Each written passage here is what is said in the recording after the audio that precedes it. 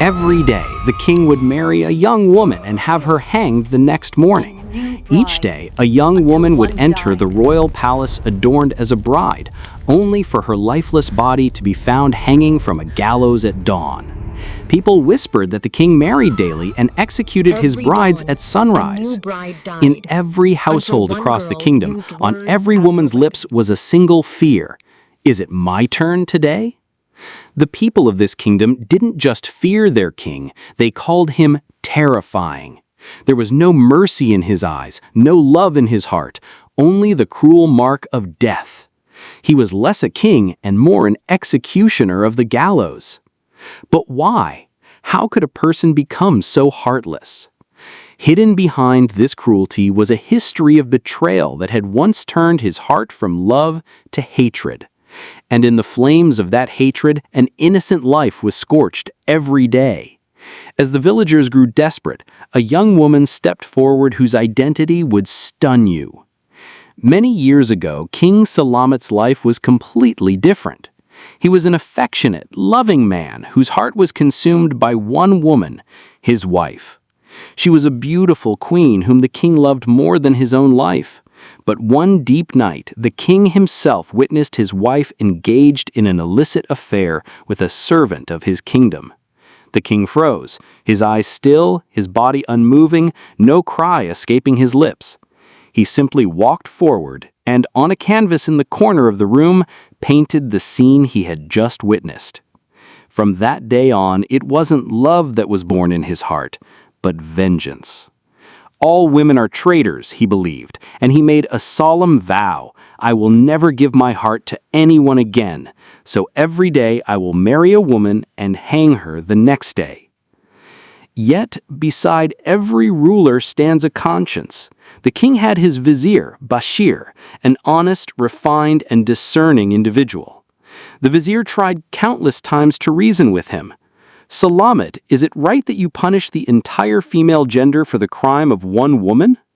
But the king's reply was always a single sentence. Love was my weakness. Now I kill that weakness, one by one, every day. Once again, the king married a young woman. He kept her for one night and had her killed the next morning. The villagers carrying the girl's body came to the vizier's house, pleading, "O vizier, we demand justice. What crime have our daughters committed that the king mercilessly slaughters them?" The vizier could say nothing.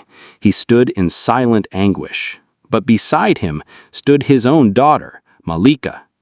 She was the most beautiful and learned young woman in the kingdom, a symbol of keen intellect, profound empathy, and indomitable courage. She spoke, "Father, this time I want to be the bride of death." The vizier was aghast. "Do you know the king will hang you in the morning?" Malika did not lower her head. She was not afraid. She simply said, "I know, but this night is a gift from God, and tonight I am your wife, and I have full rights.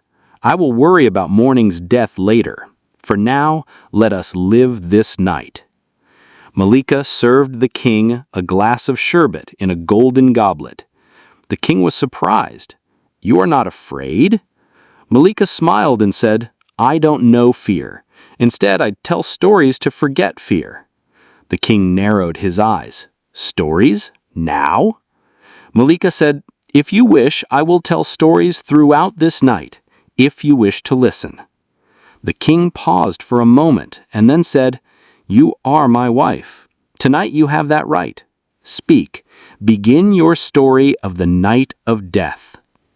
Malika began her story.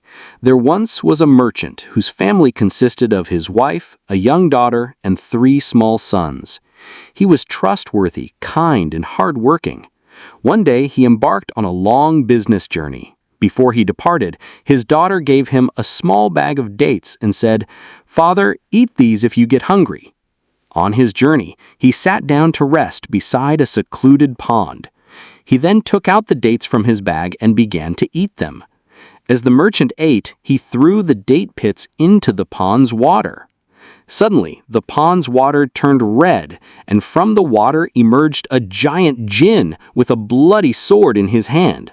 The jinn roared, "O son of man, the date pit you threw has lodged in my child's throat, and he has died. Therefore today you will die here." The merchant was stunned, fear in his eyes but courage on his lips.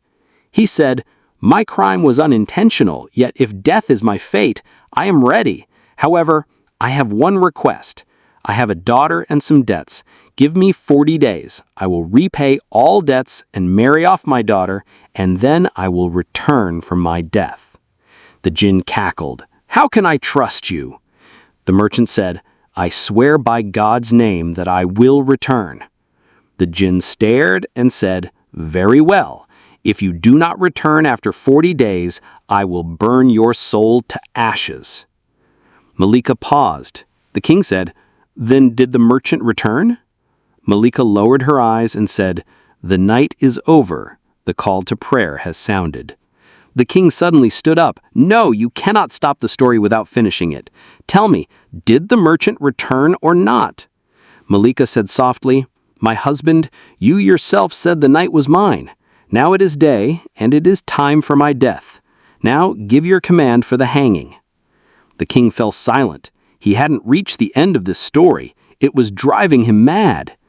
After a few moments of silence, he said, "I grant you another night. You must finish the story. Then we will think of death." Malika prostrated herself and prayed to God, "O Allah, bestow mercy upon this bloodthirsty heart." The next evening, the palace torches burned again, but in the air today there was not fear, but anticipation. The King Salamat had been restless all day. For the first time, a woman had posed a question to his heart. The king sat impatiently. Malika came forward, bowed, and said, "O King Salamat, tonight I am again your wife, and by that right I will once more begin the story of the merchant and the jinn's pact." Having gained 40 days, the merchant returned to his family. His wife was stunned when she opened the door. The children, seeing their father, ran and embraced him. His wife wept and said, "Oh, my dear husband, you said the journey would be long, so why have you returned so soon?" The merchant said, "I have come to wipe away your tears and to leave my final responsibility on your shoulders." His wife wiped her eyes with her veil and said, "What kind of talk is this?" The merchant slowly revealed the entire incident: the jinn, the date pit, the promise, and the day of his death. His wife embraced him, crying, "You will go, and I will remain. How will I live if you leave?" The next day, the merchant married off his daughter. Tears were in her eyes. She asked, "Father, why are you so restless? Why is there fear in your eyes?" He embraced his daughter and said, "My child, never break your word in life. I have come to teach you that just as one keeps their word, one honors it until their death." Every day the merchant would write on a piece of paper, "One more day has passed, and then only one day remains." That night he embraced his wife and said, "If poverty befall you after my death, I permit you to marry again." His wife cried out, "No! My jewels are you, my clothes are you, no one else will come into my life after you. I will wash dishes, I will beg, but I will not even think of a second marriage." That night they looked at each other one last time. In the morning he left the house. His wife stood at the door crying. The children clung to their father, saying, "Father, don't leave us alone." He turned his face away and departed, a bag of collected debts on his shoulder and his heart full of tears. The merchant paid his debts, and as he walked, he reached the jinn's pond. He called out, "O jinn, I have come. I have kept my word. Now take your revenge." The jinn emerged. His face was grim, his eyes blood red. "You came? I thought you would flee." The merchant bowed his head and said, "I am a truthful man. I have come to face death, not to break a promise." The jinn froze, and then he laughed. "I was watching you. You did everything you said you would do. People like you are rare in this world. From today, you are free. Go back to your family. The death of people like you is a loss to the world." The story ended, and Malika fell silent. King Salamat remained stunned for a few moments. Then he suddenly said, "I can almost see the face of that merchant, as if I myself could have been that man if my heart had not been so poisoned." The final call to prayer for the night sounded. Malika bowed her head and said, "O king, if you wish, you can hang me now." The king stood up. He said nothing, only looked once at the painting hanging on his palace wall, the depiction of his treacherous wife and the servant. The king quietly said, "I grant you another night." "I want to hear another one of your stories." An unusual silence hung over the royal palace today. No, it wasn't the fear of death, but rather anticipation. Anticipation of another story, another night, and perhaps another life saved. The king had given no orders to anyone all day. The royal attendants were surprised. The man who daily commanded executions now seemed to have softened eyes. Night fell. Malika entered the king's bedchamber. The king looked at Malika and said, "These days, you tell stories that, even when the night ends, my mind doesn't want them to finish." Malika humbly replied, "O King Salamat, stories are not just entertainment. They are mirrors in which one can see their own face. Are you ready today to face another mirror?" The king silently nodded. Malika began her story again. There was once a king who had 4 wives. 3 were beautiful, clever, greedy, and competitive. The 4th, however, was dark-skinned, simple-faced, well-behaved, and unwavering in her loyalty. One day, the king called all his wives. He said, "Today, I am very happy. I have brought diamonds, jewels, rubies, and sapphires for you. Take whatever you wish from these." The first 3 wives filled their aprons with gems, but the 4th wife, whom no one paid much attention to, stepped forward towards the king. She took his hand and said, "O my king, I do not want jewels, I want you. If you are here, I will have jewels, and I will have the kingdom. If you are not, everything will be empty." The king was stunned. He looked at them and said, "All of you wonder who my most favored wife is? Today, know this. This woman, whose skin is dark, whose face is plain, but whose heart is priceless, she is my queen." When the story ended, the king sat in silence. Malika said, "King Salamat, not all women are the same. Some are traitors, and some are like that dark-skinned queen, loyal and fearless." The king's memories surged again. His gaze once more went to the painting of his wife's betrayal hanging on the wall. The king stood for a while, an unusual conflict in his eyes.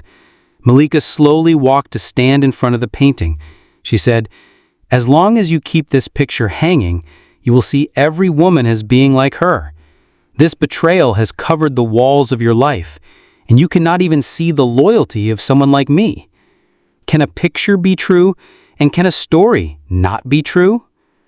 A burst erupted within the king. The king slunk down and said, "You know, I wanted to love. I only trusted one person. She burned me. In that fire, I am burning others every day. What you have done in these few nights, my Vizier Bashir could not do in all these years." Malika said nothing. She simply stepped forward and placed her hand on the king's shoulder, saying, "You can still live, but for that, you must first burn this picture." The king's hand trembled. He took down the painting of his wife's betrayal from the wall. Then he tore the picture and threw it into the fire. The paper of the picture burned. At the same time, the king seemed to be freed from a bond. He closed his eyes and said, "Malika, today I understand that not all women are the same, and you are the only woman who could change me." The king said, "I will not kill anyone else. I want you to still by my side as queen and as storyteller." Tears came to Malika's eyes. She said, "Your apology is not just words. Now prove it. Tomorrow morning, you will announce that no more women will be killed in the kingdom." The king bowed his head in agreement. The night ended. The call to prayer sounded. For the first time, Malika herself said, "Today I don't want you to give me another night. Instead, give a new life where there is no death, but stories, where there is no fear, but trust. The next morning, the sun seemed different. The light falling on the palace floor was not the premonition of someone's death for the first time, but the declaration of a new life. In the morning, drums sounded from the palace's highest point. People gathered at the royal court in surprise. King Salamat sat on his throne. Malika sat on his right side. The king spoke in a deep, heavy voice. "Today, I apologize to all the women of my kingdom. I have been wrong for a long time. No one was punished for that mistake. Only innocent girls were. I tried to correct myself by killing one person every day. But today I understand that forgiveness is asked for, not by punishment, but by apology."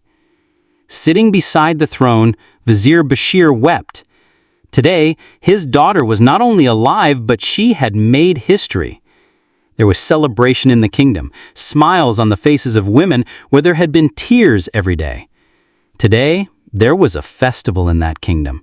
The poor, the needy, the rich, all together said, "Today, our daughters lived, and those who were lost received justice."